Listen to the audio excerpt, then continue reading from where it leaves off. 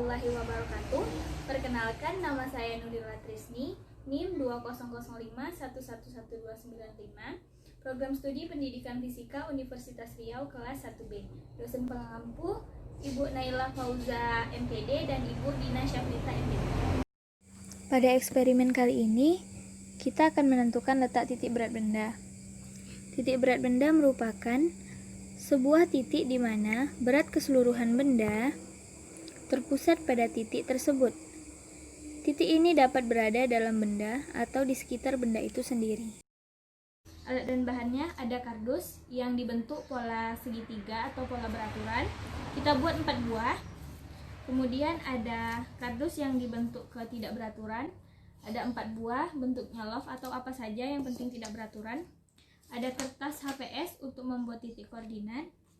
Ada jarum pentul secukupnya, benang secukupnya, pensil, kita juga gunakan gunting, mistar atau penggaris, dan yang terakhir adalah styrofoam. Untuk eksperimen pertama kita akan menentukan letak titik berat dari benda beraturan, yaitu segitiga. Cara yang pertama, kita beri lubang atau titik pada setiap yang tadi di styrofoam. Selanjutnya kita letakkan pola segitiga di sini. Kita gantung dia dengan sebuah jarum pentul seperti ini. Lalu kita buat garis yang sama dengan benang yang ada seperti berikut. Kemudian kita ulangi untuk setiap sudutnya seperti ini. Kita tunggu sampai benangnya benar-benar diam.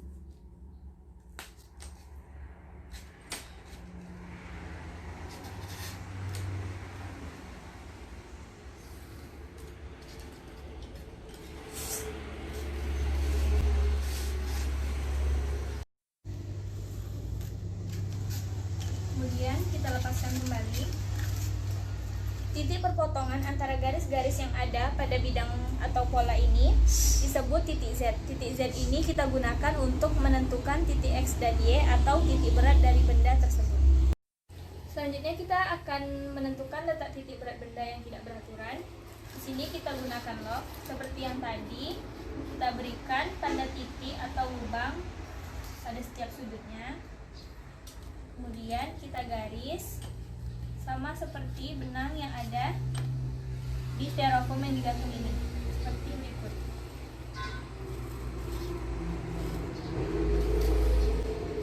Kemudian kita ulangi untuk setiap sudutnya.